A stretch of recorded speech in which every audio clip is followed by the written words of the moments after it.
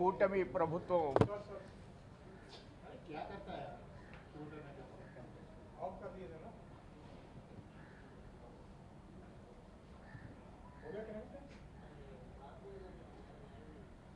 ఓకేనా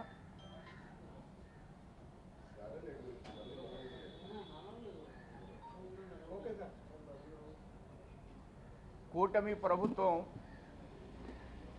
అన్ని రంగాల్లో అభివృద్ధి పదంలో కేంద్రం మోడీ గారు ఇచ్చేటువంటి వెన్నుదన్నుతో ముఖ్యమంత్రి గారు ఉప ముఖ్యమంత్రి గారు వారి సారథ్యంలో రాష్ట్రం అడుగులు వేస్తూ ప్రగతి పదంలో ముందుకు పోతూ ఉంది. ఈరోజు రాష్ట్ర ముఖ్యమంత్రి గారు చంద్రబాబు నాయుడు గారు పోలవరాన్ని రివ్యూ చేయడం జరుగుతుంది. రాజమండ్రిలో ఉంటే మేము కూడా వెళ్ళడానికి అవకాశం ఉండేది. ఇక్కడ పెద్దలను కలవడానికి నేను ఇక్కడికి రావడం మూలంగా అందులో పాల్గొనడానికి నాకు అవకాశం రాలేదు. గవర్నమెంట్ దగ్గర నుంచి ఇన్విటేషన్ ఉంది. పోలవరం అనుకున్నట్లుగా 27లో పూర్తి చేయాలనేది ముఖ్యమంత్రి గారి యొక్క లక్ష్యం. వారి మనసు పూర్తిగా ఎల్లవేళలా దానిపైనే కేంద్రీకరించి ఉండడం, దాన్ని నేను తప్పకుండా పూర్తి చేయగలుగుతాను. కేంద్రం ఆల్రెడీ దానికి సంబంధించిన అన్ని విధాల నిధులను మంజూరు చేసే గట్టి ప్రయత్నం జరుగుతుంది. దీంతోపాటు రాయలసీమ యొక్క వాళ్ళ యొక్క అనేక సంవత్సరాలుగా పడుతున్న ఇబ్బందులు తీర్చాలంటే బనకచర్ల కూడా అవసరం అని దాని మీద కూడా ఆయన హృదయం పరుగులు తీస్తుంది. ఈ విధంగా పోలవరాన్ని కంప్లీట్ చేస్తూ అటు ఉత్తరాంధ్ర జిల్లాలకి ఇది కంప్లీట్ అయిన తర్వాత అటు రాయలసీమకు కూడా పోలవరం మూలంగా కూడా రాయలసీమకు కొంత న్యాయం జరగడానికి అవకాశం ఉంది. దీంతోపాటు నెక్స్ట్ ఫేజ్లో మనం బనకచర్ల కూడా ముందుకు వెళ్ళాలి అనేటువంటి వారి ఆలోచనలు చాలా ఫాస్ట్గా ఉంటాయి. చాలామందికి ఆశ్చర్యం కలిగించేటువంటి అంశం అయినప్పటికీ కూడా నిరంతరం కూడా అన్ని రంగాల మీద సమగ్రంగా అధ్యయనం చేయడం వారి యొక్క లక్ష్యం.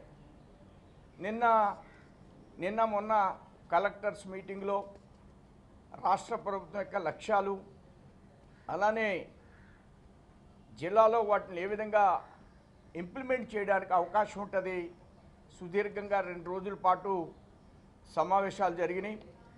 ఇవన్నీ కూడా రాష్ట్రం ప్రగతి పదంలో వెళ్ళడానికి అవకాశాలు ఉండేటువంటి అంశాలుగా నేను మీకు తెలియజేయడం కోసం ప్రయత్నం చేస్తున్నాను.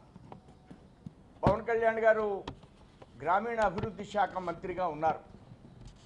వారు 13,500 గ్రామాల్లో గ్రామ సభలు పెట్టడమే కాకుండా ఎన్ఆర్ఈజీఎస్ యొక్క నిధుల్ని 4,500 కోట్లు గ్రామాల్లో ఫస్ట్ ఇయర్ రోడ్లు వేయించేటువంటి కార్యక్రమం. ఎన్ఆర్ఈజీఎస్తో రోడ్లు వేయించడం అనేది కొత్త అంశం కాదు.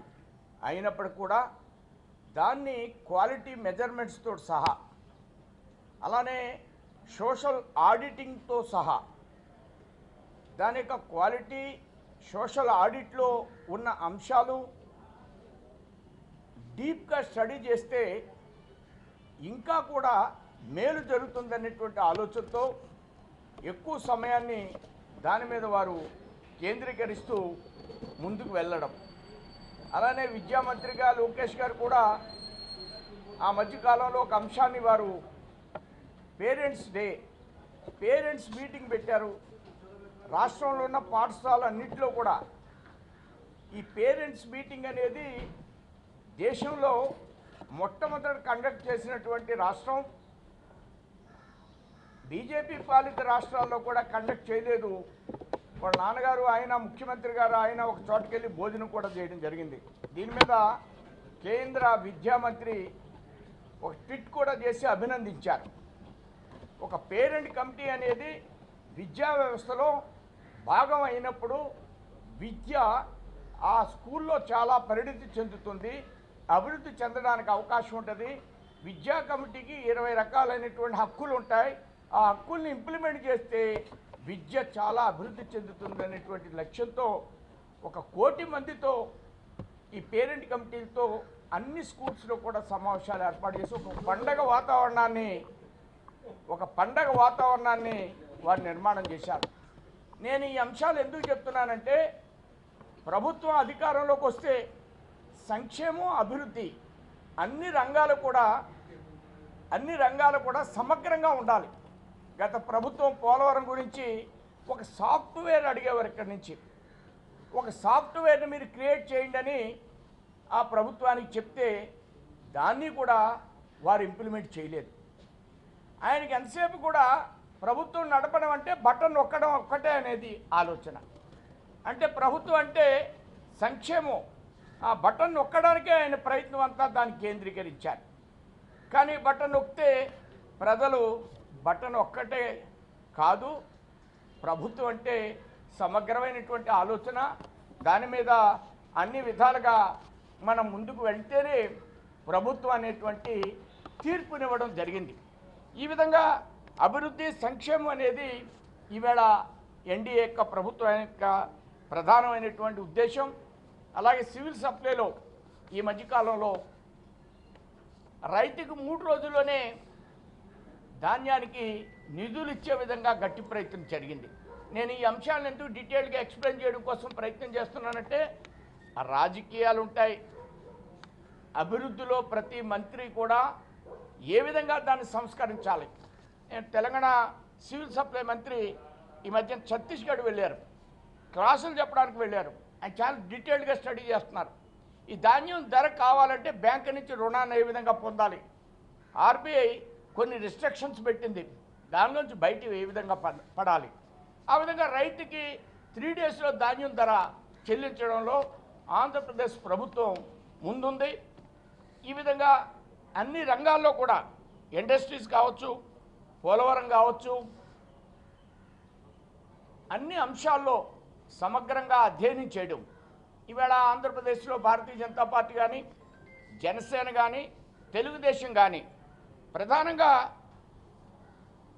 ఏదైతే మోడీ గారు వికసిత భారత్ అనేటువంటి లక్ష్యాన్ని భారతదేశ వ్యాప్తంగా అన్ని రాష్ట్రాలకి ప్రభుత్వానికి సంబంధించినటువంటి అభివృద్ధి కార్యక్రమాల్ని ప్రతి గ్రామంలో ప్రతి వ్యక్తికి దగ్గరికి చేర్చాలి. దీన్ని వికసిత భారత్ అంటారు. అప్పుడే వికసిత భారత్ అవకాశం ఉంటుంది.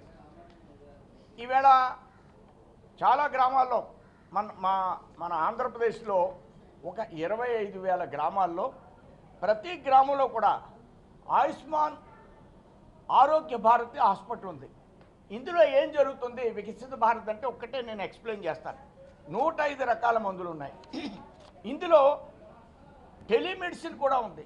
ఎండి డాక్టరు తోటి గ్రామంలో ఉన్నటువంటి పేషెంటు ఇంటరాక్ట్ అవుతూ ఉంటారు. ఒక ప్రెగ్నెంట్ లేడీని ఒక గైనకాలజిస్ట్ దగ్గరికి ఏ రోజున పంపించాలి, వారంలో ఏ రోజున గైనకాలజిస్ట్ దగ్గరికి పంపించాలి ఒక ప్రెగ్నెంట్ లేడీని, ఇది ఆయుష్మాన్ భారత్ హాస్పిటల్లో ఇంప్లిమెంట్ చేస్తున్నారు. 105 రకాల మందులు ఉన్నాయి. కాల్పాల్ ట్యాబ్లెట్లు ఉంది బీపీకి, షుగర్కి 3 రకాల ట్యాబ్లెట్స్ వచ్చినాయి, క్యాన్సర్కి మందులు ఉన్నాయి. అలానే మనకు వచ్చేటువంటి క్షయవ్యాధికి మందులు ఉన్నాయి. ఒక గ్రామంలో ఇన్ని రకాల మందులు ఉంటే ఇంకా కూడా గ్రామాల్లో ఆర్ఎంపీ డాక్టర్ దగ్గరికి వెళ్తున్నారు. ఇవి సరిగా ఇంప్లిమెంట్ చేయడం లేదు. ఇది సరిగా ప్రజలకు చెప్పాలి. ఇది వికసిత భారత్ అంటే. ఇది భారతీయ జనతా పార్టీ యొక్క లక్ష్యం.